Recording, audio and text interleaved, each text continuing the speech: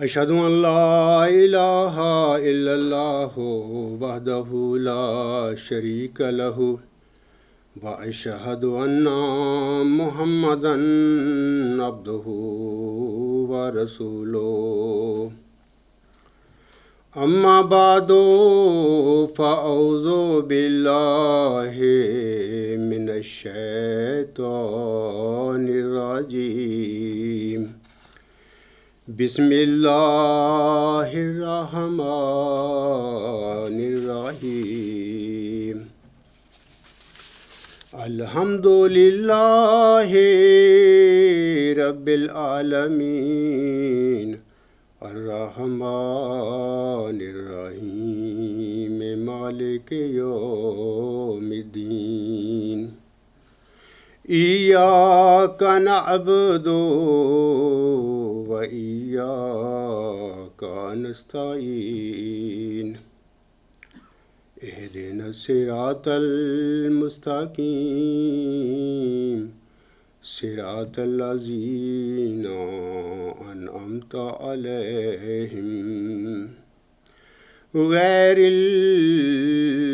المغضوب علیہم ولا الضالین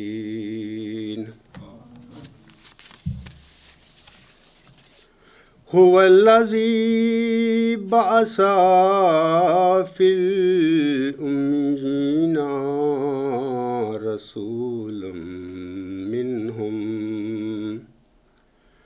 یتلو علیہم آیاتہ ویزکیہم وَيُعَلِّمُهُمُ الْكِتَابَ وَالْحِكْمَةَ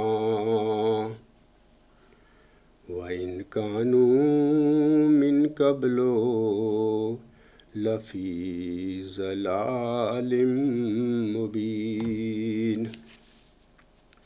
وَآخَرِينَ مِنْهُمْ لَمَّا يَلْحَقُوا بِهِمْ وَهُوَ الْعَزِيزُ الْحَكِيمُ ذَلِكَ فَضْلُ اللَّهِ يُؤْتِيهِ مَن يَشَاءُ واللہ ذو الفضل العظیم۔ یہ آیات جو ہیں یہ سورۃ الجمعہ کی 3، 4 اور 5 نمبر آیات ہیں۔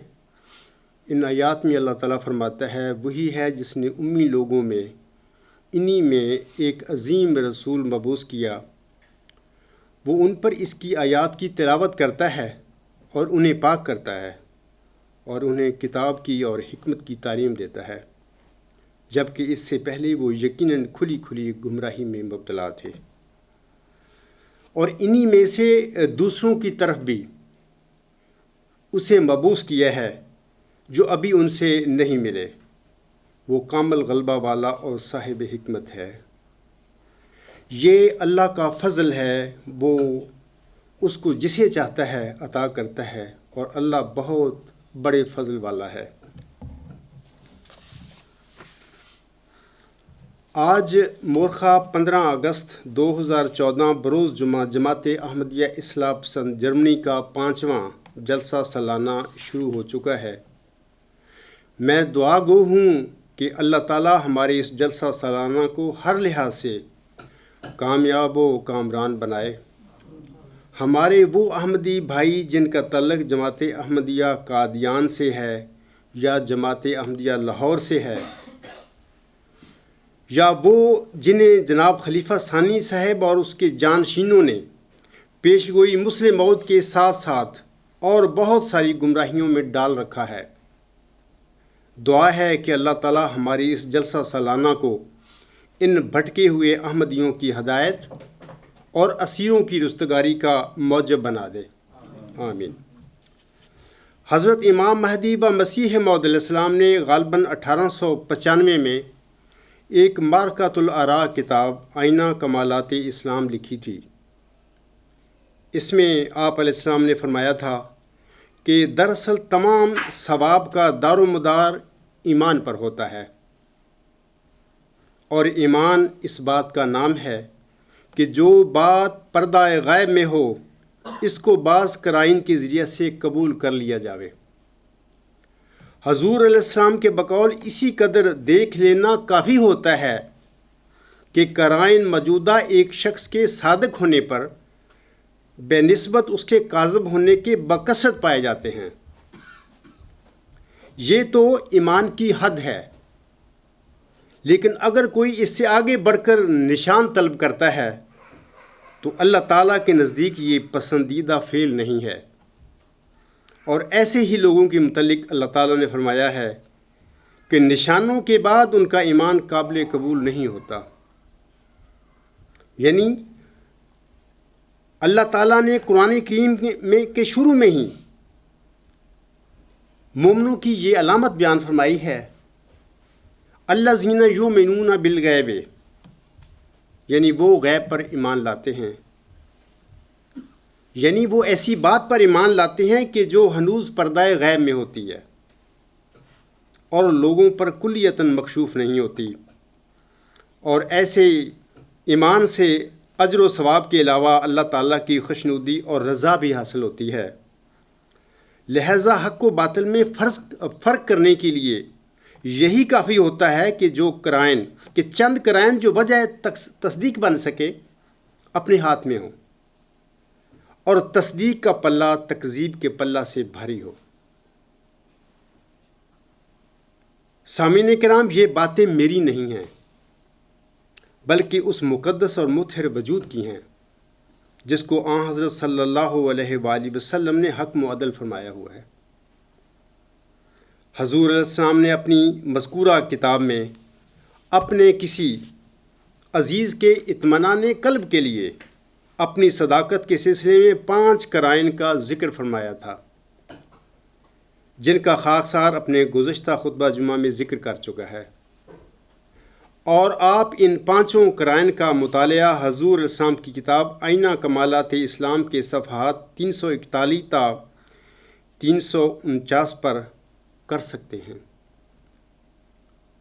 خاکسار نے اپنے گزشتہ خطبہ جمعہ میں اپنی صداقت کے سلسلہ میں حضور اسلام کے بیان فرمودہ 5 قرائن کے علاوہ اور مزید 5 قرائن کا ذکر بھی کیا تھا، جو کہ آپ سن چکے ہوں گے۔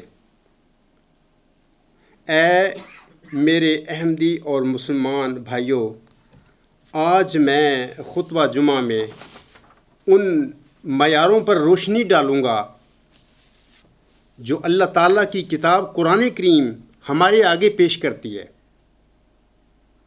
واضح رہے کہ اللہ تعالیٰ نے اپنی کامل کتاب قرآن کریم میں گزشتہ انبیاء اور مرسلین کی سچائی کے جو معیار بیان فرمائے ہیں، کسی مدعی کی سچائی کو پرکھنے کے لیے ان معیاروں سے بڑھ کر کوئی اور عمدہ معیار نہیں ہو سکتا۔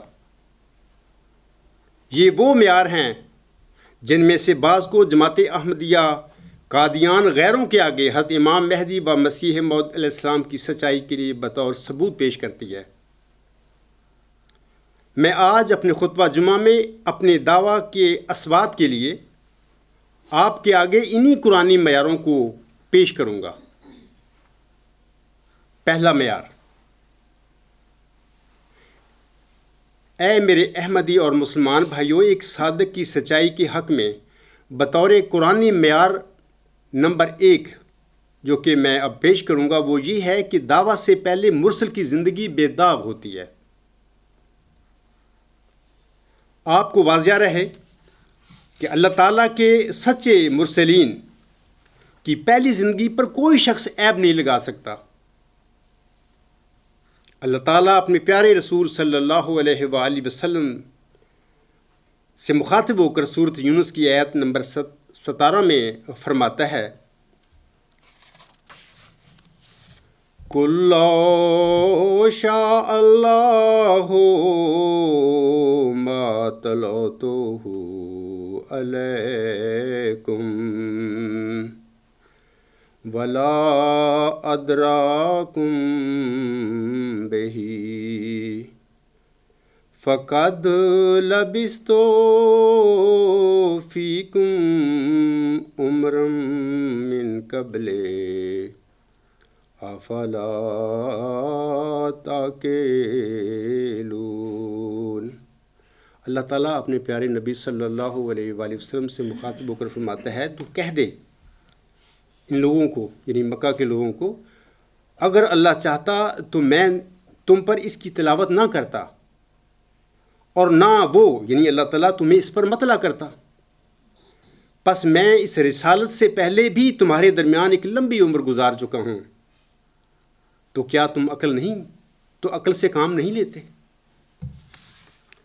سامعین کرام، اللہ تعالیٰ نے سورۃ یونس کی آیت نمبر 17 میں اپنے پیارے نبی حضرت محمد مصطفیٰ صلی اللہ علیہ وآلہ وسلم کے حوالہ سے کسی بھی مرسل کی پہلی زندگی کا بے داغ ہونا اس کے سچے ہونے کے لیے ایک دلیل کے طور پر پیش کیا ہے۔ خاکسار جماعت احمدیہ اور دیگر مسلمانوں کو دعوت عام دیتا ہے کہ اسی قرآنی معیار کی روشنی میں اس عاجز کے دعویٰ موعود ذکی غلام مسیح الزماں یا موعود مسلح کو پرکھ لے۔ دعویٰ سے پہلے خاکسار اپنی زندگی کے ابتدائی 15 سال یعنی 1954 سے 1969 تک ڈاور میں رہا ہے۔ اس کے بعد 1978 تک دارالصدر غربی حلقہ مسجد لطیف ربا میں رہا ہے۔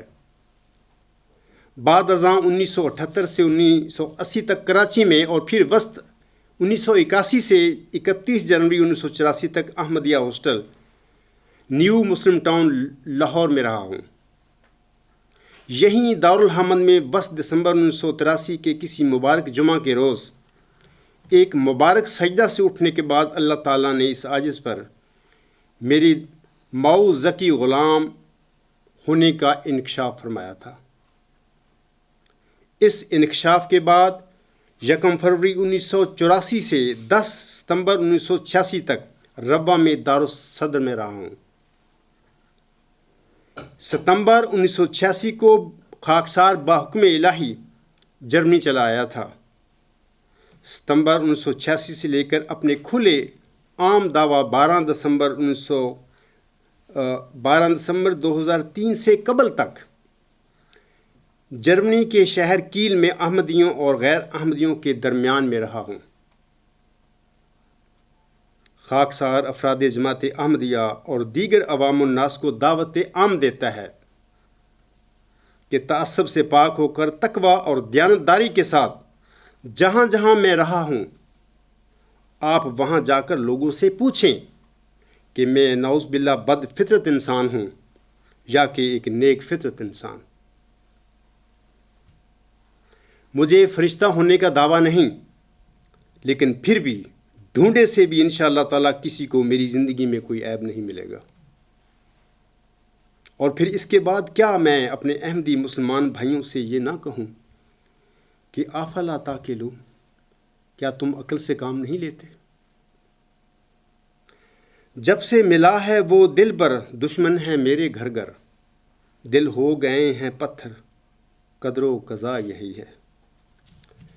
سامعین کرام کو واضح رہے کہ جماعت احمدیہ میں 20 فروری 1886 کی الہامی پیش گوئی میں محمدی مریم کو جس ذکی غلام کی بشارت دی گئی تھی وہ موعود ذکی غلام مسیح الزماں ہی وہ موعود مسیح عیسیٰ ابن مریم ہے جس کی ہمارے پیارے آقا سرتاج الانبیاء اور خاتم الانبیاء حضرت محمد مصطفیٰ صلی اللہ علیہ وآلہ وسلم نے اپنی امت کے آگے پیش گوئی فرمائی ہوئی ہے۔ جیسا کہ یہاں حضرت صلی اللہ علیہ وآلہ وسلم فرماتے ہیں، وہ امت کیسے ہلاک ہو سکتی ہے جس کے اول میں درمیان میں مہدی اور آخر پہ مسیح عیسیٰ ابن مریم ہوں گے۔ یہ وہ حدیث ہے ہمارے پیارے آقا محمد عربی صلی اللہ علیہ وآلہ وسلم کی امت کے آگے۔ یہ موعود ذکی غلام مسیح الزماں یا موعود مسیح عیسیٰ ابن مریم منہاج نبوت پر آنے والا وجود ہے۔ جماعت احمدیہ میں مجھ سے پہلے جناب مرزا بشیر الدین محمود احمد صاحب مسلح موعود ہونے کا دعویٰ کر چکے ہیں۔ جماعت احمدیہ قادیان نے ان کا دعویٰ تسلیم کر لیا یا ان سے تسلیم کروا لیا گیا تھا۔ یہاں پر قادیانی خلیفہ صاحب اور قادیانی علماء جماعت اور دیگر قادیانی احمدیوں سے میرا پہلا سوال ہے کہ جناب مرزا بشیر الدین محمود احمد صاحب کا دعویٰ مسلم موعود منہاج نبوت کے ہی خلاف تھا، تو پھر ان کا دعویٰ مسلم موعود کس طرح سچا ہو سکتا ہے؟ میں آپ لوگوں کو مثال دیتا ہوں منہاج نبوت کی۔ جو لوگ اللہ تعالیٰ منہاج نبوت پر بھیجتا ہے ان کو وہ اپنی قوموں کے اس وقت سردار نہیں ہوتے، لیڈر نہیں ہوتے، خلیفے بھی نہیں ہوتے، عام غریب مسکین انسان ہوتے ہیں اپنی قوم میں، انتہائی نیک فطرت اور سلیم الفطرت لوگ ہوتے ہیں جن کو اللہ تعالیٰ جانتے ہیں، دنیا نہیں جانتی۔ مثال کے طور پر مکہ میں آسم کا دعویٰ منہاج نبوت پہ تھا، دعویٰ کیا، مشرکین مکہ سب لوگ مخالف ہو گئے، تمسکر ٹھٹھا، بھائی یہ محمد صلی اللہ علیہ وسلم کہتا ہے کہ میں نبی ہوں۔ اور اسی مکہ میں اس وقت ابو جہل لیڈر تھا جس کو لوگ ابو الحکم کہتے تھے، حکمت کا باپ۔ میں آپ لوگوں سے پوچھتا ہوں کہ اگر اس وقت محمد صلی اللہ علیہ وسلم کی بجائے یا آپ سے پہلے ابو جہل دعویٰ کر دیتا کہ میں اللہ کا رسول ہوں، تو کیا کوئی مکہ کا آدمی ان کا انکار کرتا دعوے کا؟ ہرگز نہیں، کیونکہ وہ تو پہلے ہی تسلیم تھا، اپنا سردار ان لوگوں نے تسلیم کیا ہوا تھا۔ یہ بات ہے جناب خلیفہ ثانی صاحب کے دعوے کی کہ ان کا دعویٰ منہاج نبوت کے برخلاف تھا۔ وہ تو پہلے ہی جماعت احمدیہ کا خلیفہ بن کے بیٹھا ہوا تھا، جماعت ان کی بیعت کر کے بیٹھی ہوئی تھی، جبکہ یہ بندہ ذکی غلام جو ہے مرزا صاحب اسلام کو جو دیا گیا، جس کو میں نے ابھی کہا ہے کہ یہ آسم کی پیشگوئی کے مطابق وہی مسیح عیسیٰ ابن مریم ہے، اس کو اللہ تعالیٰ نے منہاج نبوت پر کھڑا کرنا ہے، جیسے حضرت صلی اللہ علیہ وسلم کو کیا، مرزا صاحب کو کیا، موسیٰ عیسیٰ علیہ السلام کو کیا، ابراہیم علیہ السلام کو کیا۔ تو بشیر الدین محمود احمد صاحب کا دعویٰ ہی منہاج نبوت کے خلاف ہے، وہ دعویٰ سچا کیسے ہو سکتا ہے؟ منہاج نبوت پر آنے والوں کو تو دنیا نے کبھی قبول نہیں کیا ہے۔ ایک مرسل کی مثال بھی نہیں ہمیں ملتی کہ جس کو لوگوں نے کہا ہو کہ بسم اللہ ہم آپ کو ویلکم کرتے ہیں۔ سورۃ یاسین کی آیت نمبر 31 میں اللہ تعالیٰ فرماتا ہے، یا حسرتاً علی العباد ما یاتیہم من رسول الا کانوا بہ یستہزئون۔ وائے حسرت بندوں پر، ان کے پاس کوئی رسول نہیں آتا مگر وہ اس سے ٹھٹھا کرنے لگتی۔ یہ ہے منہاج نبوت پر آنے والے مرسلوں کی مثال۔ کوئی ایک مرسل نہیں گزرا کہ جس کو جب اللہ نے کھڑا کیا اس کی قوم میں لوگوں نے اس کو کہا بسم اللہ، اس کے گلے میں ہاتھ ڈالیں، ایک بھی نہیں ملتا۔ قادیانی خلیفہ صاحب اور قادیانی علماء جماعت اور دیگر قادیانی احمدیوں سے میرا دوسرا سوال یہ ہے کہ جناب مرزا بشیر الدین محمود احمد صاحب نے اپنے آپ کو سورۃ یونس کی آیت نمبر 17 کی روشنی میں قرآنی معیار کے مطابق اپنے آپ کو احمدیوں کے آگے کیوں نہیں پیش کیا تاکہ لوگ اس کے دعویٰ سے پہلے اس کی بے داغ زندگی ہونے کا اطمینان حاصل کر لیتے؟ مرزا بشیر الدین محمود احمد صاحب حضرت امام مہدی و مسیح موعود علیہ السلام کے بڑے بیٹے تھے۔ ہوش سنبھالتے ہی آپ کو بھی پیشگوئی مسلم موعود کا پتہ چل چکا تھا۔ اصحاب احمد رضی اللہ تعالی عنہم کی نظریں بھی آپ کی طرف لگی ہوئی تھیں۔ آپ کی دینی تعلیم و تربیت بھی اپنے وقت کے چوٹی کے علماء دین کی نگرانی میں ہوئی۔ کسی عام احمدی کے کردار میں کوئی کمزوری بھلا ہو، لیکن ایک پاکیزہ ماحول میں پیدا ہونے اور پلنے والے اور اپنے زوم میں پیشگوئی مسلم موعود کے ممکنہ مصداق کا کردار تو مثالی ہونا چاہیے تھا۔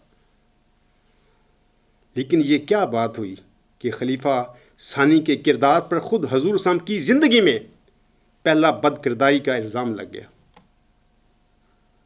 اور پھر ساری زندگی اس پر وقتاً فوقتاً ایسے الزام لگتے رہے۔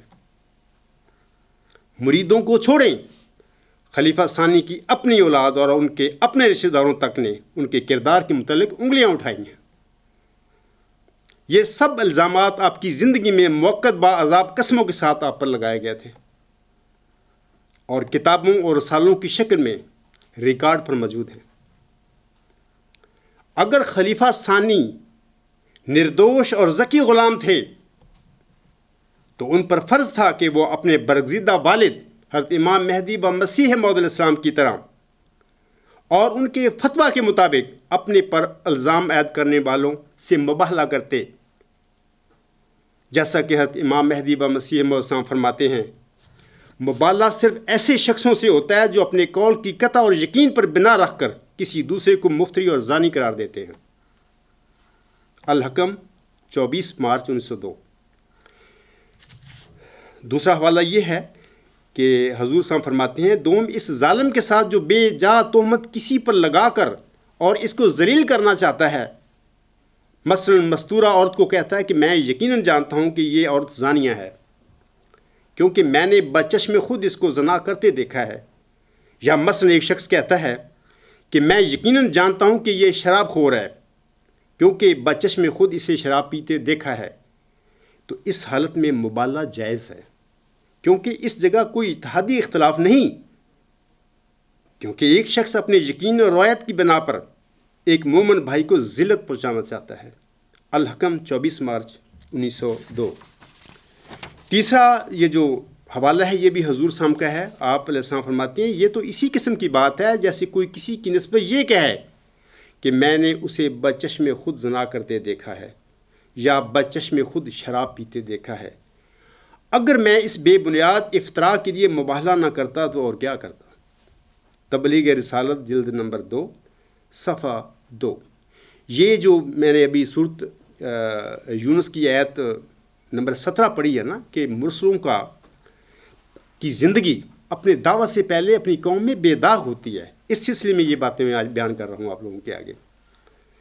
اب سوال یہ ہے کہ جن لوگوں نے خلیفہ ثانی صاحب پر بدکاری کے چشمدید الزام لگائے تھے تو خلیفہ صاحب نے ان الزام کنندگان سے حضور اسلام کے یعنی اپنے والد کے درج بالا فتویٰ کے مطابق مبالغہ کیوں نہیں کیا، اور وہ بار بار ان سے 4 گواہوں کا مطالبہ کیوں کرتے رہے؟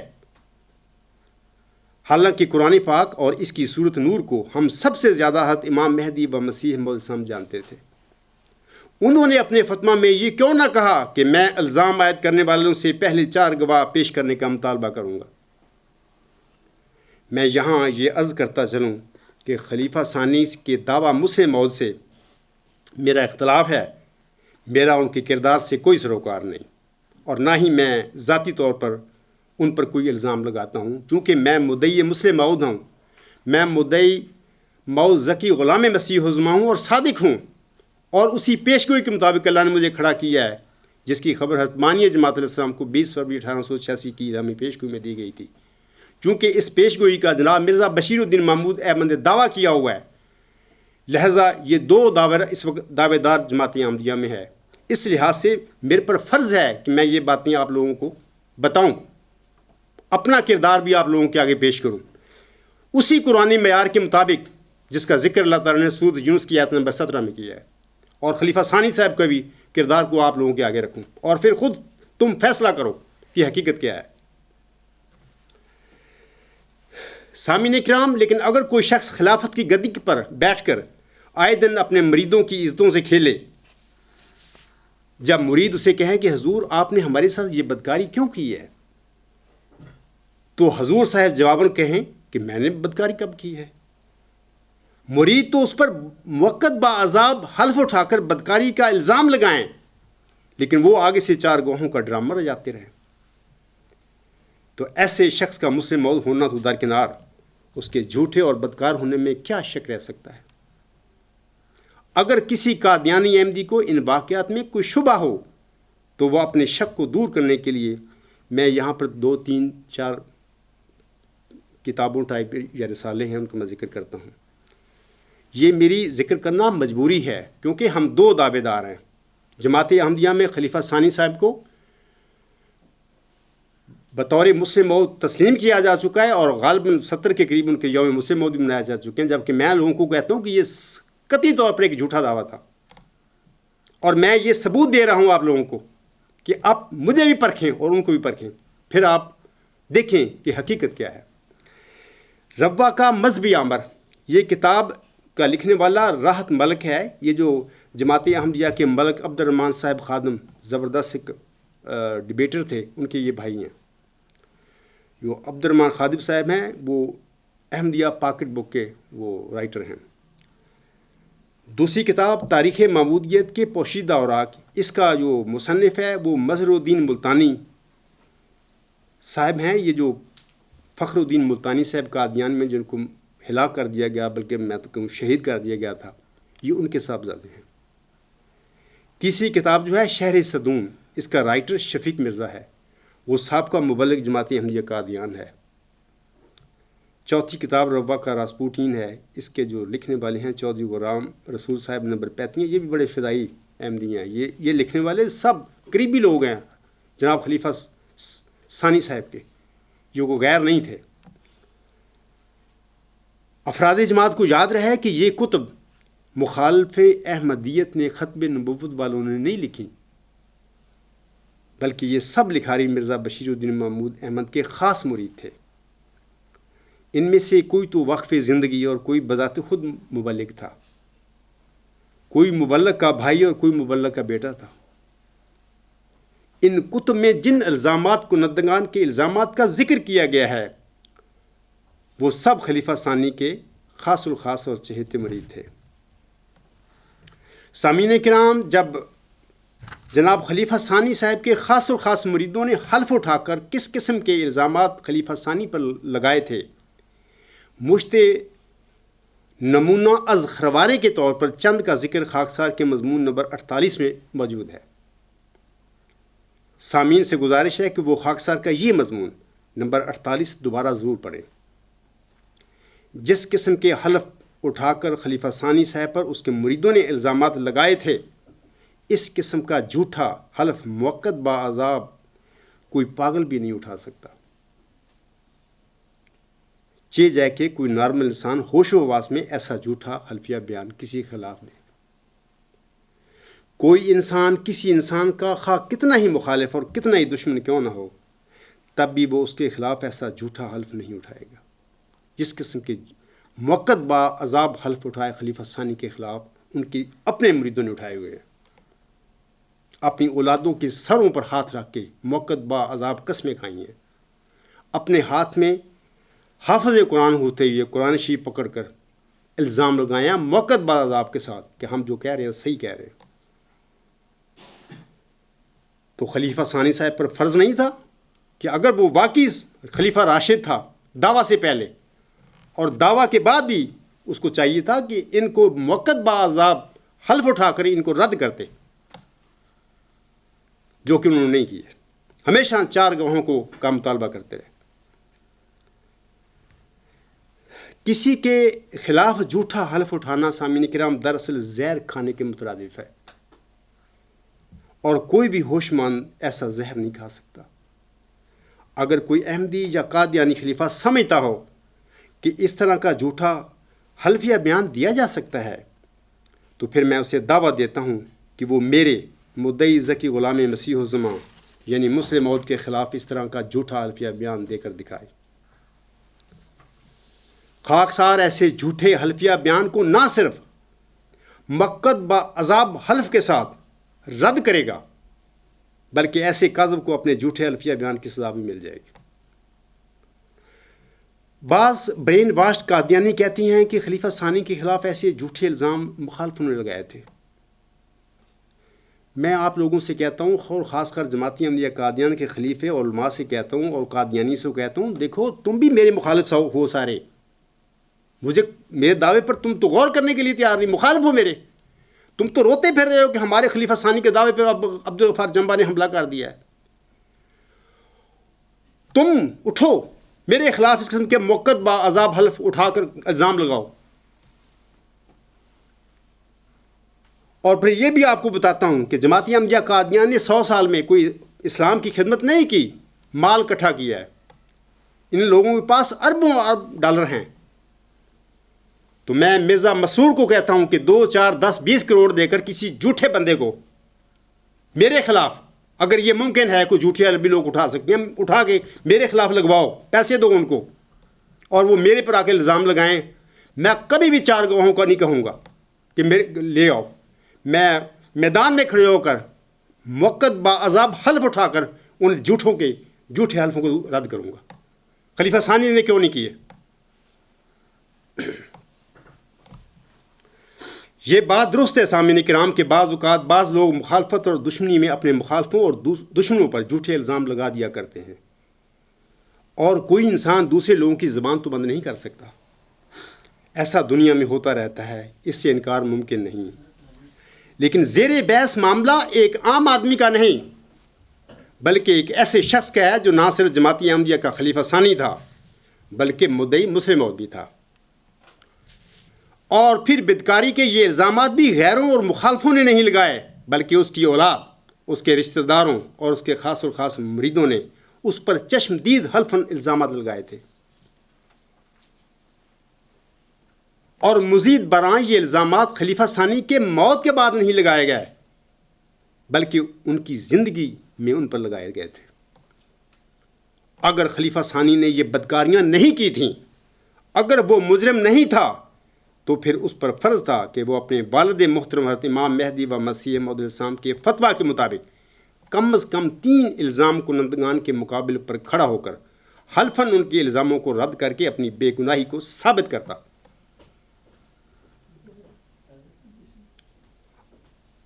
اگر خلیفہ ثانی صاحب ایسا کر دیتے تو پھر اس کے بعد لوگ بے شک اس پر الزام لگاتے رہتے، تب افراد جماعت کو اس کی کوئی پرواہ نہ ہوتی۔ لیکن یہاں تو واقعہ الٹا ہوا۔ خلیفہ ثانی اپنے والد محترم حضرت امام مہدی و مسیح موعود السلام کے فتویٰ کے برخلاف اپنے مریدوں کے الزاموں کو حلفاً رد کرنے کی بجائے ان کا اخراج اور مقاطعہ کرتے رہے اور ان سے 4 گواہوں کا مطالبہ کرتے رہے۔ اب اس سے کیا ثابت ہوتا ہے؟ افراد جماعت احمدیہ قادیان ماشاءاللہ کافی سمجھدار ہیں اور وہ اس سے خود ہی نتیجہ اخذ کر لیں گے۔ میں اگلا جو معیار ہے اس سے بیان کرنے سے پہلے آپ لوگوں کو کہتا ہوں، دیکھو جماعت احمدیہ قادیان میں اب 2 دعوے دار سمجھ کھڑے ہیں۔ مجھ سے پہلے 1944 میں مسلم موعود کا دعویٰ مرزا صاحب علیہ السلام کے بیٹے نے کیا، بشیر الدین محمود احمد نے، اور اس صدی 15ویں صدی ہجری کے سر پر اللہ تعالیٰ نے مجھے روح القدس کے ساتھ ایک سجدے میں مجھ پر یہ کرم کیا، اور مجھے سجدہ سے اٹھنے کے بعد یہ سارا معاملہ تو سجدے میں ہو گیا، اٹھاؤں تو اللہ تعالیٰ نے اسی دن ایسا ایسا مجھے بتانا شروع کر دیا کہ وہ موعود ذکی غلام جس کی میں اپنے بزگدہ بندے محمدی مریم کو 20 فروری 1886 کی نامی پیشی گوئی میں بشارت دے چکا ہوں، وہ تو ہے۔ اب سوال ہے ان دونوں یعنی میرے اور بشیر الدین محمود میں ایک بندے پر 20 لوگوں نے، ان کے مریدوں نے موقت باعذاب حلف اٹھا کر اس پہ الزام لگائے بدکاری کے، اور وہ ان سے 4 گواہ طلب کرتا رہا۔ اس نے آ کر ان کے موقت باعذاب حلفوں کو نہیں رد کیا۔ ایک میں دعوے دار ہوں، میں کہتا ہوں کہ آؤ مجھ پر لگاؤ، میں نے اپنی زندگی کھول کر آپ لوگوں کے رکھ دی، کہاں میں رہا ہوں، کہاں میں پیدا ہوا تھا، میں لوگوں میں رہا ہوں، میں غار میں نہیں رہا۔ میں نے اپنی زندگی 35 سال سے پہلے اس خبر کی پتہ لگنے سے پہلے اللہ تعالیٰ سے ایک کیئرلیس زندگی گزاری ہے، مجھے کوئی پتہ نہیں تھا کہ میں کون ہوں، آئندہ زندگی میں میرے ساتھ کیا ہونے والا ہے۔ آپ لوگ جانتے ہیں کہ ایک بندہ مسیح موعود کا بیٹا ہو، اتنے پاکیزہ ماحول میں رہے، اور اس کو پتہ ہوتا ہے کہ میں ہو سکتا ہے کل خلیفہ مجھے بنا دے اللہ، یہ لوگ چن لیں، یا کوئی میں کسی پیشگیوں کا مصداق ہوں، لیکن ایک ایسا انسان جو گاؤں ایک جنگل میں پیدا ہوتا ہے اس کو پتہ ہی نہیں، وہ اس کی کیئرلیس زندگی ہے۔ اس کے باوجود میں کہہ رہا ہوں کہ اٹھو قادیانیوں، مجھ پر کوئی ایسا الزام موقت باعذاب حلف اٹھا کر میرے کردار پر لگا کر دکھاؤ، میں کبھی آپ لوگوں سے 4 گواہ کا مطالبہ نہیں کروں گا، میں خود میدان میں کھڑے ہو کر موقت باعذاب حلف اٹھا کر اس سے جھوٹے انسان کے جھوٹے الزام کو رد کروں گا۔ لیکن اس کے باوجود میں کہتا ہوں کہ لوگوں، آپ لوگ اس انسان کو مسلم موعود بناتے پھر رہے ہو، اور اس کی وجہ سے مجھ سے لڑتے پھر رہے ہو، اور اتنے سخت دل ہو، اور اتنے گمراہ ہو چکے ہو کہ میری اور میرے ساتھیوں کا ہر قسم کا اخراج اور مقاطعہ کرتے ہوئے تمہیں شرم نہیں آتی کہ تم کیا کر رہے ہو؟ آخر مرنا ہے، اللہ کے پاس حاضر ہونا ہے. یہ باتیں جو میں تم کو کہہ رہا ہوں، خدا تم سے کہے گا کہ اس بندے نے بتایا تھا تم کو، اپنے ثبوت دیے تھے، تم نے کیوں نہیں اس پر توجہ دی تھی؟ تمہیں پتہ نہیں چلا تھا کہ کون مسلم موت تھا؟ سامعین کرام، دوسرا معیار جو میں آپ لوگوں کے آگے پیش کرنے والا ہوں ایک صادق کی سچائی کے حق میں، قرآنی معیار نمبر 2 وہ یہ ہے کہ سچا مرسل دلیل کے ذریعے اپنی قوم پر غالب آتا ہے. اے میرے احمدی اور مسلمان بھائیوں، قرآن کریم کے مطابق مجرم اور کاذب نہ فلاح پاتے ہیں اور نہ ہی انہیں کبھی دلیل کا غلبہ نصیب ہوتا ہے. جیسا کہ اللہ تعالیٰ سورۃ یونس کی آیت نمبر 18 میں فرماتا ہے، فَمَنْ أَظْلَمُ مِمَّنِ افْتَرَىٰ عَلَى اللَّهِ كَذِبًا أَوْ كَذَّبَ بِآيَاتِهِ إِنَّهُ لَا يُفْلِحُ الْمُجْرِمُونَ. اللہ تعالیٰ فرماتا ہے اس آیت میں، بس اس سے زیادہ ظالم کون ہوگا جس نے اللہ پر جھوٹ گھڑا، جھوٹے الہامی دعوے کیے، اس کی آیات کو جھٹلایا.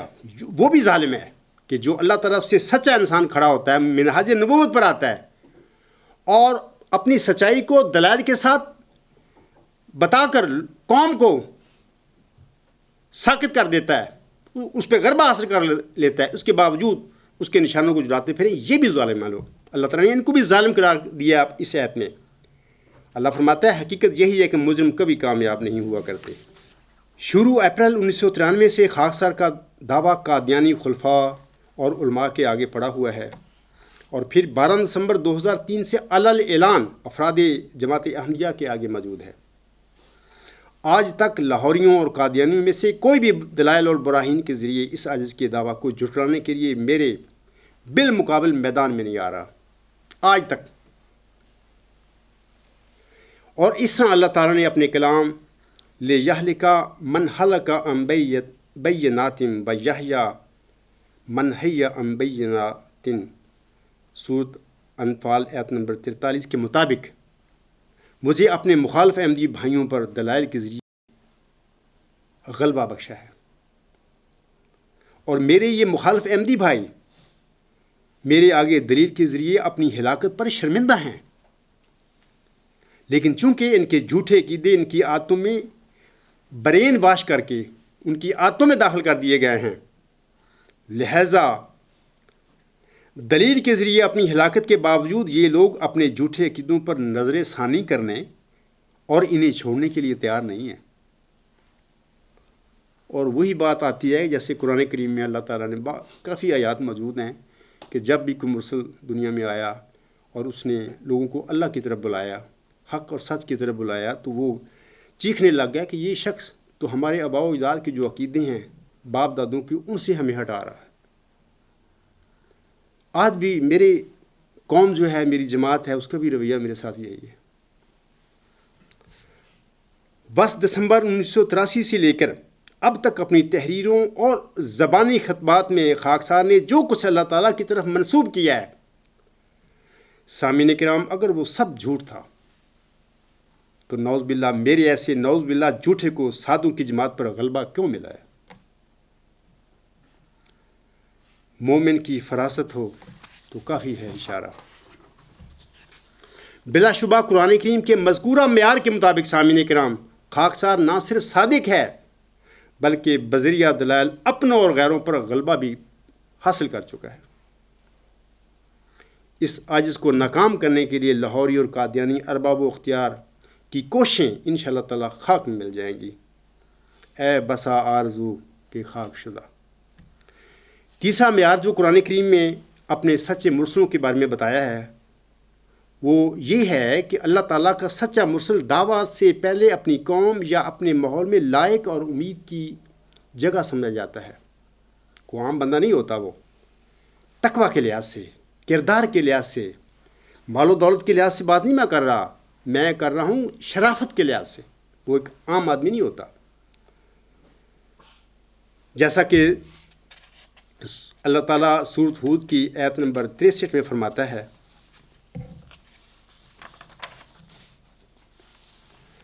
قالوا یا صالح قد كنت فینا مرجوبا قبل هذا اتنهانا ان نعبد ما يعبد آباؤنا وإننا لفی شک مما تدعونا الیہ مریب. انہوں نے کہا، اے صالح، یقیناً تو اس سے پہلے ہمارے اندر امیدوں کا مرجع تھا. کیا تو ہمیں روکتا ہے کہ اس کی پوجا کریں جس کی ہمارے آباء و اجداد پوجا کرتے رہے؟ یہ وہی معاملہ آ گیا جو آج میرا مسئلہ ہے. اور ہم یقیناً اس بارے میں جس کی طرف تو ہمیں بلاتا ہے بے چین کر دینے والے شک میں مبتلا ہے. اسی طرح سامعین کرام، حضرت صالح علیہ السلام اپنی قوم سے کہتے ہیں، یہ اگلی آیت ہے سورۃ ہود کی ہی. حضرت صالح علیہ السلام اپنی قوم سے جواباً عرض کرتے ہیں، قالا یا قوم ارائیتم ان کنت علی بینات من ربی واتانی منہ رحمۃ فمن ینصرنی من اللہ ان عصیتہ فما تزیدوننی غیر تخسیر. حضرت صالح علیہ السلام اپنی قوم سے جواباً کہتے ہیں، اس نے کہا، اے میری قوم، مجھے بتاؤ تو صحیح کہ اگر میں اپنے رب کی طرف سے ایک واضح حجت پر قائم ہوں، جیسے کہ میں 21-22 سال کا جماعت احمدیہ میں ایک واضح قطعی دلیل پیش کر رہا ہوں، وہ کہتا ہوں کہ آؤ، یہ میری صداقت کا نشان ہے. لوگ میرے ساتھ بات کرنے کے لیے قادیانی تیار نہیں، نہ ان کا خلیفہ نہ ان کے علماء. اب دیکھو کیا حقیقت ہے، ویسی جیسے پہلے مرسلوں کے ساتھ ہوا، وہ جو کہا کرتے تھے اپنی قوموں سے، میں بھی وہی کچھ کہہ رہا ہوں. آگے حضرت صالح علیہ السلام کہتے ہیں، مجھے بتاؤ تو صحیح کہ اگر میں اپنے رب کی طرف سے ایک واضح حجت پر قائم ہوں اور اس نے مجھے اپنی طرف سے رحمت عطا کی ہو تو کون مجھے اللہ سے بچانے میں میری مدد کرے گا؟ اگر میں اس کی نافرمانی کروں پس تم تو مجھے نقصان کے سوا کسی اور چیز میں نہیں بڑھاؤ گے. سامعین کرام، خاکسار دعوت سے پہلے اپنے گھر اور اپنے ماحول میں لائق اور بڑی بڑی امیدوں کی جگہ تھا. یہ میں سچی باتیں آپ لوگوں کو بتا رہا ہوں. جب اللہ تعالیٰ نے لاہور کے احمدیہ ہاسٹل دارالحمد میں 10 دسمبر 1983 کے کسی مبارک جمعہ کے دن ایک مبارک سجدہ میں نہ صرف اس عاجز کو بطور معوذ ذکی غلام مسیح الزماں چن لیا، بلکہ اس عاجز کو اپنا علمی سفر ختم کرنے اور الہی رضا کی پیروی کرنے کا بھی حکم دے دیا. تو پھر میں 31 جنوری 1984 کو اپنی کتب اور دیگر سامان لے کر واپس روا اپنے گھر آ گیا. میں نے الہی ہدایات اور کلام کی روشنی میں الہی نظریہ ورچوئس گاڈ پر لکھنا شروع کر دیا. چند ماہ کے بعد میری ماں نے مجھ سے پوچھا کہ بیٹا نوکری نہیں کرنی؟ میں نے بڑے ادب سے اپنی ماں سے جواب عرض کیا کہ میں نے اپنے عظیم رب کی نوکری کر لی. ماں نے مجھے کہا، بیٹا ٹھیک ہے. اس کے بعد میری بزرگ ماں 20 سال تک زندہ رہی، لیکن مجھے کبھی نوکری کے لیے نہ کہا. بالآخر یہ مقدس اور بزرگ خاتون مرخہ 11 جولائی 2004 کو ربا کے فضل عمر ہسپتال میں رات 1:13 پر اپنے خالق کے حقیقی کے حضور حاضر ہو گئی. آسمان تیری لہد پر شبنم افشانی کرے، سبزہ نور رستہ اس کر کی نگہبانی کرے۔ شروع میں میری ملازمت نہ کرنے کی وجہ سے میرے بھائیوں کو تھوڑی سی پریشانی لاحق ہوئی، انہوں نے اس کا میرے آگے ذکر بھی کیا، کیونکہ ہمارا ماحول، گھر، خاندان، فیملی بہت غریب تھی اور غربت میں ہم لوگوں نے زندگی گزاری۔ لیکن پھر اللہ تعالیٰ نے میرے بڑے بھائی کو اس عاجز کے متعلق ایک ایسی خواب دکھائی جس کے بعد میرے دونوں بھائی خاموش ہو گئے۔ اللہ تعالیٰ اس طرح میرے بھائیوں کی ناراضگی اور دباؤ سے اللہ تعالیٰ نے مجھے فارغ کروا دیا، یعنی بڑے بھائی کو ایک خواب دکھا کر۔ کچھ عرصہ کے بعد خاکسار ایک دن اپنے گاؤں ڈابر اپنی زمین پر گیا، انہی دنوں جب میں یہ پرچیز گارڈ لکھ رہا تھا۔ وہاں میری ایک شخص سے ملاقات ہوئی جو کبھی ہماری زمین پر کاشتکاری کیا کرتا تھا۔ اس نے مجھ سے شکوہ کیا کہ عبدالغفار تجھ پر تو ہمیں بہت امیدیں تھیں۔ میں حلفاً یہ باتیں کہتا کہ یہ اس کے الفاظ تھے، اس شخص کے، اب میرے خیال میں وہ فوت ہو گیا ہے، کہ عبدالغفار تجھ پر تو ہمیں بہت امیدیں تھیں لیکن آپ نوکری کرنے کی بجائے گھر میں بیٹھ گئے ہیں۔ یہ اس کے لفظ ہیں، بالکل یہ سچے الفاظ ہیں جو اس نے مجھے کہے تھے۔ میں نے اس کے شکوے بڑی ہمدردی اور توجہ کے ساتھ سنے اور اسے تسلی دی اور خاموش رہا، کیونکہ میں اپنے متعلق اسے کچھ بھی نہیں بتا سکتا تھا۔ یہ بھی واضح ہے کہ اپنے متعلق ایسی باتیں لکھنا میرے مزاج کے خلاف ہے، لیکن اس وقت میری مجبوری ہے کہ میں اس قسم کے واقعات لوگوں سے نہ چھپاؤں، کیونکہ ہو سکتا ہے اس سے کسی کو ہدایت نصیب ہو جائے۔ اور یہ بھی یاد رہے کہ میں یہ واقعات حلفاً لکھ رہا ہوں اور آپ لوگوں کے آگے پڑھ کر سنا رہا ہوں۔ کیا یہ واقعات اس بات کی تصدیق نہیں کرتے کہ دعویٰ سے پہلے میری حالت بھی ایسی ہی تھی جیسی کہ اپنے دعووں سے پہلے اللہ تعالیٰ کے بزرگ رسولوں کی ہوتی ہے؟ اس وقت میں آپ قرآنی جو چوتھا معیار ہے صادقوں کا، مامور من اللہ، جو اللہ تعالیٰ کی طرف سے دنیا میں بھیجے جاتے ہیں، وہ چوتھا جو معیار ہے وہ میں آپ لوگوں کے آگے پڑھ کر سناتا ہوں۔ وہ یہ ہے کہ مرسلوں سے ان کی قومیں ٹھٹھا اور تمسخر کرتی ہیں۔ یہ اللہ نے معیار رکھا ہے ان کا کہ منہاج نبوت پر آنے والوں کو کبھی کسی نے آج تک قبول نہیں کیا، جیسے کہ اللہ تعالیٰ سورۃ یاسین کی آیت نمبر 31 میں فرماتا ہے، یا حسرۃ علی العباد ما یاتہم من رسول الا کانوا بہ یستہزئون۔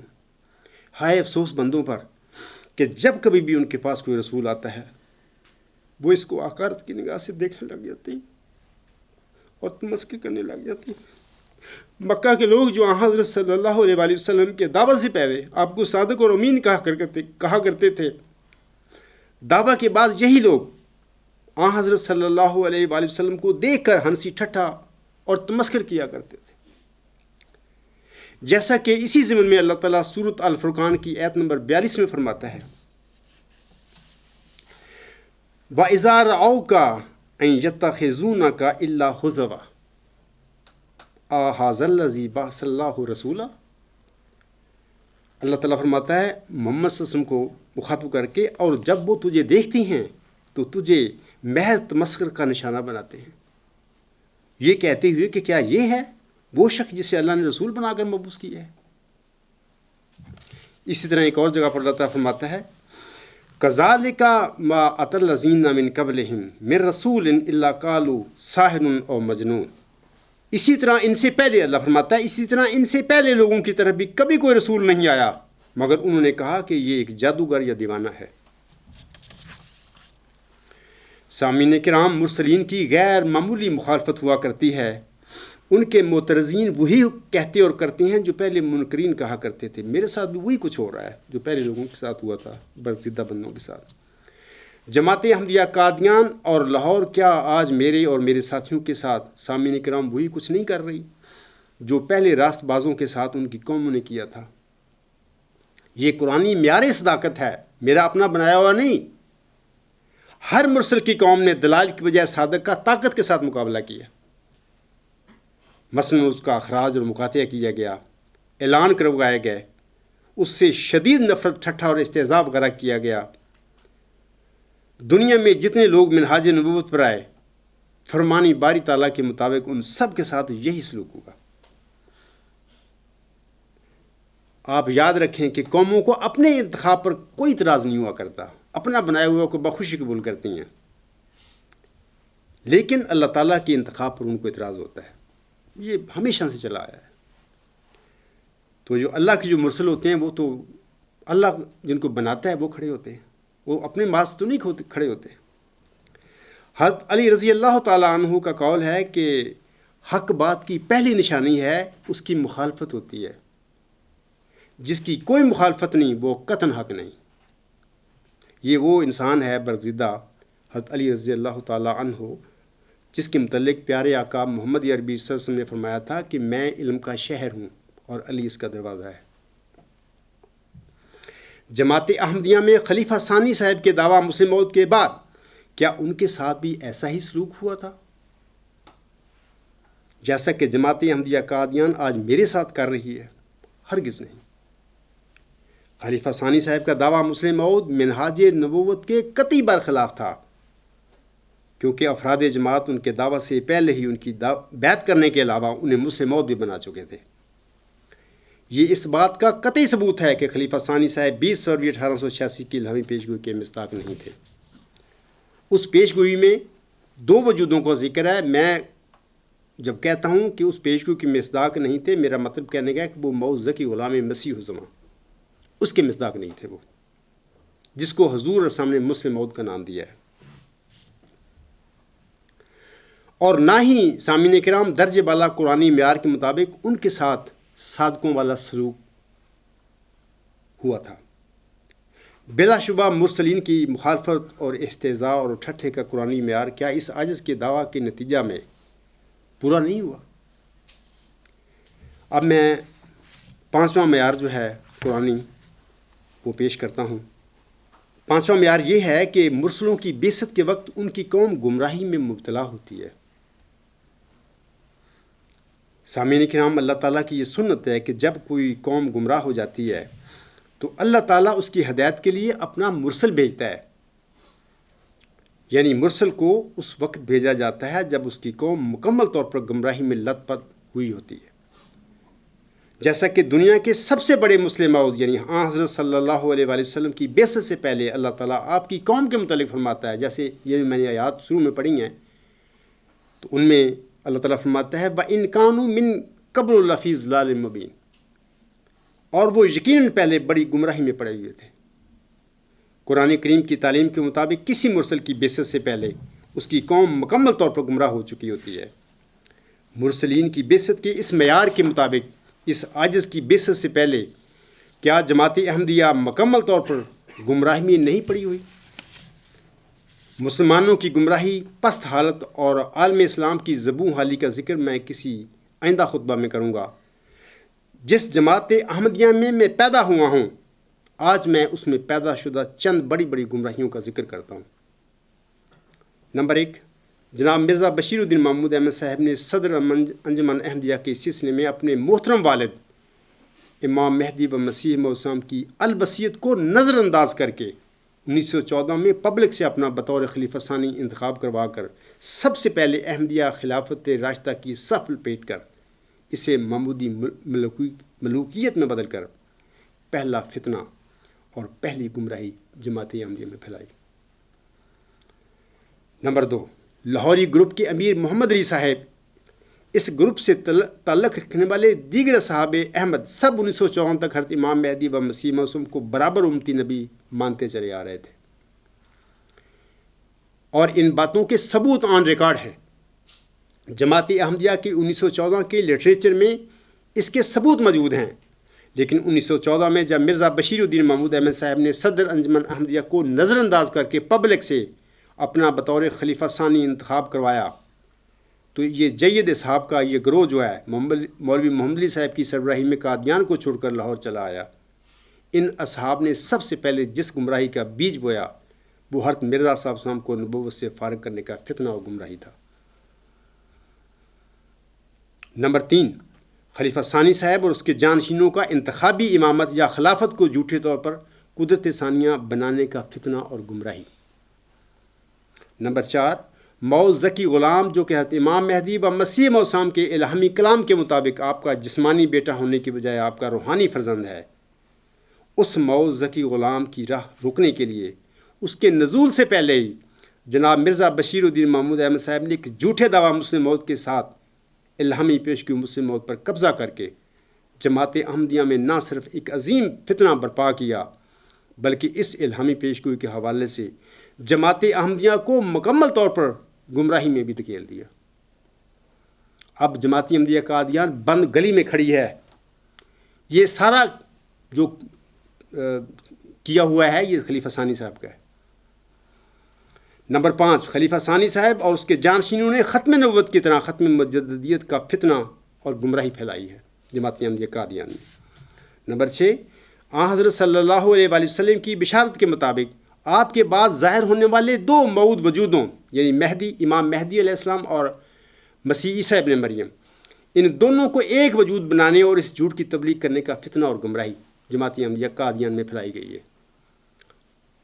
نمبر 7، جماعت احمدیہ قادیان میں بطور خاص احمدیوں سے آزادی ضمیر کا بنیادی حق چھین کر انہیں اسیر اور گونگے بنانے کا فتنہ اور گمراہی بھی پیدا کی ہوئی ہے جماعت احمدیہ میں۔ نمبر 8، قرآنی تعلیم کے برخلاف اللہ اور اس کے رسول اور اس کے امام مہدی و مسیح موسم کے نام پر سامعین کرام احمدیوں پر درجنوں چندے لاگو کر کے انہیں لوٹنے کا فتنہ اور گمراہی۔ یہ کوئی اسلام کی خدمت کرنے والے گروہ نہیں ہے، یہ تو دنیا دار لوگ ہیں۔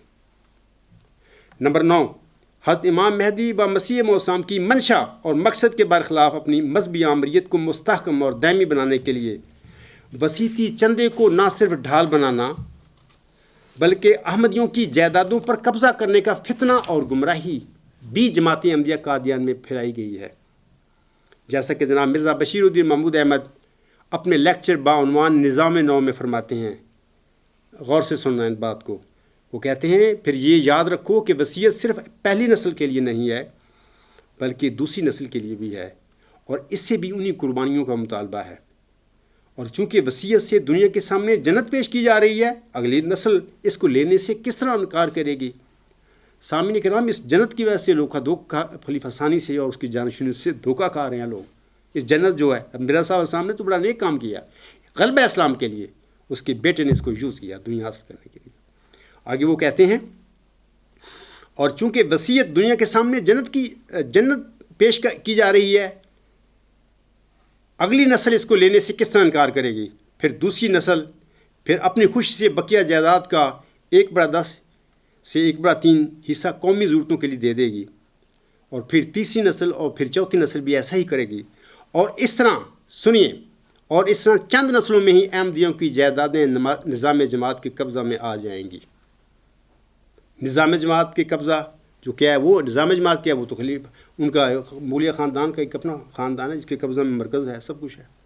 تو اس کا مطلب یہ انہوں نے یہ نہیں کہا کہ ہمارے قبضہ میں آ جائے گی، بلکہ کہہ دیا نظام احمدیہ کے قبضہ میں آ جائے گی، جس کا مطلب یہی تھا کہ ان کے قبضے میں آ جائے گی۔ اور جیسے اس وقت تک آپ دیکھیں کہ یہی تماشا ہوا ہے جماعت احمدیہ نے۔ یہ حوالہ ہے نظام نو صفحہ 120۔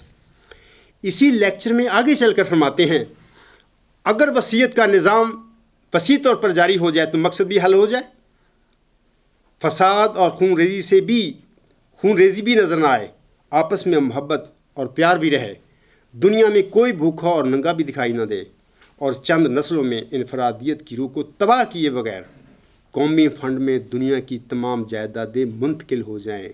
وہی نظام نو صفحہ 121۔ دیکھیں اس انسان کے ارادے کیا تھے، وہ کیا کر رہا ہے۔ اور مرزا صاحب اسلام کا الوصیت جو ہے، دین اسلام کی غلبہ اور فتح کے لیے وہ جاری کیا ایک منصوبہ ہے، اللہ سے اذن پا کر یہ شخص اس کے ساتھ کیا کر رہا ہے۔ یہاں پر میں عرض کرتا ہوں کہ خلیفہ ثانی صاحب اپنے اس کوٹیشن میں کہتا ہے کہ کتنی خلاف واقعہ اور کتنی غیر منطقی بات کر رہے ہیں یہ جو ابھی میں نے ان کے الفاظ پڑھے ہیں، اور وہ کتنا بڑا جھوٹ بول رہے ہیں کہ جب سب لوگ اپنی جائیدادیں ہمیں دے دیں گے تو وہ بھوکے اور ننگے نہیں رہیں گے اور ان کی انفرادیت بھی تباہ نہیں ہو گئی۔ ذرا سوچئے، اگر زید اپنی ساری جائیداد بکر کے حوالے کر دے گا تو پھر پیچھے زید کی اپنی انفرادیت کیا رہے گی؟ وہ تو مکمل طور پر بکر کے رحم و کرم پر اور اس کا غلام اور دست نگر بن جائے گا۔ وہ کہہ رہے ہیں کہ لوگوں کی انفرادیت تباہ نہیں ہوگی۔ کتنا بڑا جھوٹ سٹیج پر کھڑ کے وہ بول رہے ہیں۔ سامعین کرام، جب ایک شخص دوسرے کا غلام اور دست نگر بن جائے تو پھر اس کی اپنی انفرادیت کیا خاک رہے گی؟ جیسا آج کل جماعت احمدیہ، دیکھو کیا ہو رہا ہے اس میں، لوگ کیوں نہیں میری آواز پر توجہ دے رہے؟ سارے ڈیپینڈنٹ ہیں ان لوگوں پہ، وہ ڈرتے ہیں کہ اگر عبدالغفار جمبا کی، ان کو جانتے ہیں، تقریباً اکثریت جماعت احمدیہ کی جانتی ہے، جنہوں نے مجھے تقویٰ سے پڑھا اور سنا ہے، وہ سمجھتے ہیں کہ بندہ حق کی باتیں کر رہا ہے، وہ سچ ہے، لیکن مسئلہ ہے کہ وہی باتیں جو انہوں نے کی ہوئی ہیں نظام جماعت، ایک غلط نظام جماعت جس کا اسلام سے کوئی تعلق نہیں، جاری کر کے، تو ان کو اپنا ڈیپینڈنٹ اور محتاج بنایا ہوا ہے، دست نگر بنایا ہوا ہے۔ اب وہ ان کے پاس طاقت ہی نہیں کہ اپنے آزادی سے کوئی فیصلہ کر سکیں۔ اس سے قطعی طور پر ثابت ہو گیا کہ حضرت امام مہدی و مسیح موعود نے جس الہی تحریک وصیت کا اجرا غلبہ اسلام کے لیے فرمایا تھا، آپ علیہ السلام کے اس شاطر بیٹے نے اسے احمدیوں بلکہ پوری دنیا کو غلام بنانے کا ذریعہ بنا لیا۔ جہاں تک دین کے بھیس میں دنیا کمانے کا تعلق ہے تو حضرت بانی سلسلہ احمدیہ نے اسے سخت ناپسند فرمایا ہے۔ آپ علیہ السلام ملفوظات جلد 8 صفحہ 141 پر فرماتے ہیں، بعض لوگ تو کھلے طور پر طالب دنیا ہیں اور ان کی ساری کوششیں اور تگ و دو دنیا تک محدود ہے۔ یہ بات سننے والی ہے۔ لیکن بعض لوگ ہیں تو اسی مردود دنیا کے طلبگار، مگر وہ اس پر دین کی چادر ڈال لیتے ہیں، جیسے کہ جناب خلیفہ ثانی اور کچھ جانشین کر رہے ہیں اس ٹائم۔ جب اس چادر کو اٹھایا جاوے تو وہی نجاست اور بدبو موجود ہے۔ یہ گروہ پہلے گروہ کی نسبت زیادہ خطرناک اور نقصان رساں ہے۔ اکثر لوگ جب ان دینداروں کی حالت کو دیکھتے ہیں تو وہ دیریہ ہو جاتے ہیں، اس لیے کہ ان کے اعمال کو ان کے اقوال کے ساتھ کچھ بھی تعلق نہیں ہوتا۔ آپ تجربہ کر لیں، جماعت احمدیہ قادیان سے جو لوگ جاتے ہیں وہ سیدھے دیریہ ہوتے ہیں، وہ کسی اور دین میں نہیں جاتے۔ یہ صحیح بات ہے کہ ان کو پتہ لگتا ہے یہ دین کے نام پر، یہ مذہب کے نام پر یہ کیا ڈرامہ کر رہے ہیں، ان کا دلچسپی مذہب سے ختم ہو جاتی ہے۔ یہ سب فراڈ دین پہ نام پر ان لوگوں نے بنایا ہوا ہے۔ نمبر 10 میں آپ لوگوں کو جو گمراہی انہوں نے پھیلائی ہے بتاتا ہوں کہ جماعت احمدیہ قادیان میں بطور خاص خیانت پیشہ لوگوں کی طرح حضرت بانی جماعت علیہ السلام کی تحریروں میں جرت کر کے کمی بیشی کرنا اور محض ظلم اور جھوٹ کی راہوں سے کلموں کو ایک معنی سے دوسرے معنوں کی طرف لے جانے کا فتنہ اور گمراہی بھی جماعت احمدیہ میں اس وقت بدرجہ عتم موجود ہے۔ یہ جو میں نے اللہ تعالیٰ نے فرمایا نا کہ جب میں اپنا مرسل بھیجتا ہوں، وہ قوم مکمل طور پر ایک گمراہی میں مبتلا ہوتی ہے۔ آپ 15ویں صدی کے سر پر اس عاجز کو جو اللہ تعالیٰ نے موعود ذکی غلام مسیح و زماں ہونے کی خبر دیا، آپ دیکھیں کہ جس قوم میں، جس جماعت میں اللہ نے مجھے کھڑا کیا، اس کی روحانی اور مذہبی حالت ہے کیا؟ وہ تو ٹوٹلی گمراہ ہو چکے ہیں۔ میں آگے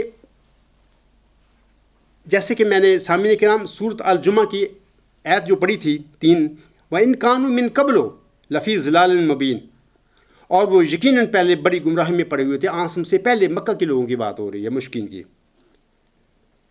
اس آیت کے مطابق یہ سب فتنے جس کا میں نے ابھی 10 کا ذکر کیا ہے جماعت احمدیہ کے، بدعتیں اور گمراہیاں، کیا اس بات کا کھلا ثبوت نہیں ہے کہ اللہ تعالیٰ اپنے پیارے نبی حضرت محمد مصطفیٰ صلی اللہ علیہ وآلہ وسلم کے مبارک فرمان کے مطابق 15ویں صدی ہجری کے سر پر موعود ذکی غلام مسیح و زماں یعنی مسلم موعود یا موعود مجدد صدی 5 کو بالخصوص جماعت احمدیہ اور بالعموم علیہ السلام کی اصلاح کے لیے مبعوث فرماتا، تاکہ وہ ان مذکورہ فتنوں، بدعتوں اور گمراہیوں کا کلا کما کرتا، جو کہ بڑی عیاری کے ساتھ مذہب کے نام پر ہی جماعت احمدیہ میں داخل کر دی گئی ہیں۔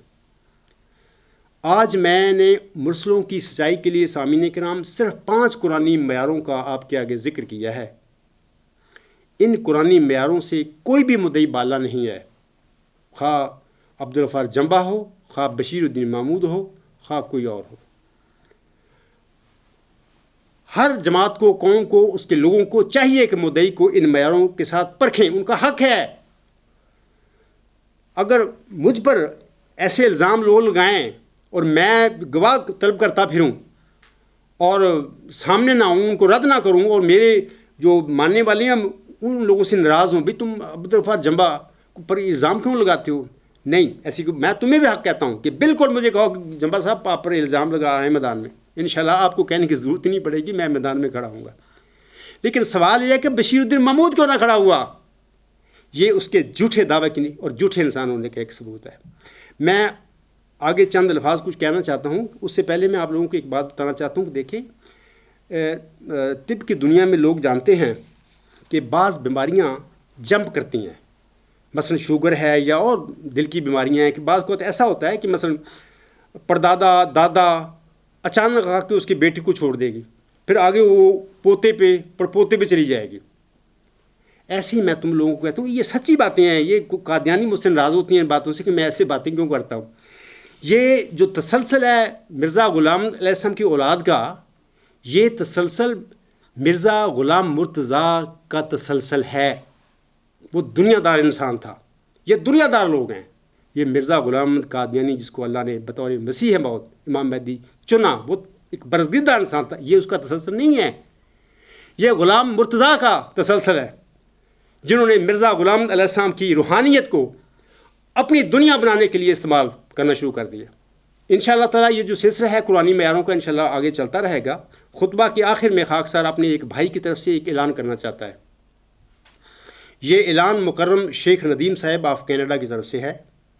وہ کہتے ہیں کہ میں نے خود ساختہ نظام جو کہ ایک بد اور غیر اسلامی نظام ہے، اس بے بنیاد اور غیر اسلامی نظام کی کرتا دھرتا کو میں نے تحریراً ایک خط کے ذریعے اس نظام سے علیحدگی کی اطلاع دے دی تھی، جس کی تصدیق بھی جماعت احمدیہ قادیان کی طرف سے آ گئی تھی۔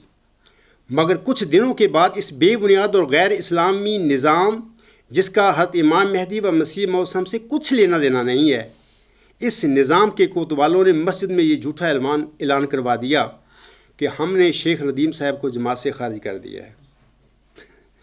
یہ ایک جھوٹ کذب بیانی اور دوسرے لوگوں کو گمراہ کرنے اور ڈرانے کی سازش تھی۔ دعا کرتا ہوں کہ اللہ تعالیٰ اس جھوٹے نظام کے کوتوالوں کو کرتا دھرتا کو ہدایت نصیب کرے تا یہ جہنم سے بچ جائیں، آمین۔ اسی پر میں اپنے خطبہ کا اختتام کرتا ہوں۔ وما علینا الا البلاغ وآخر دعوانا ان الحمد للہ رب العالمین۔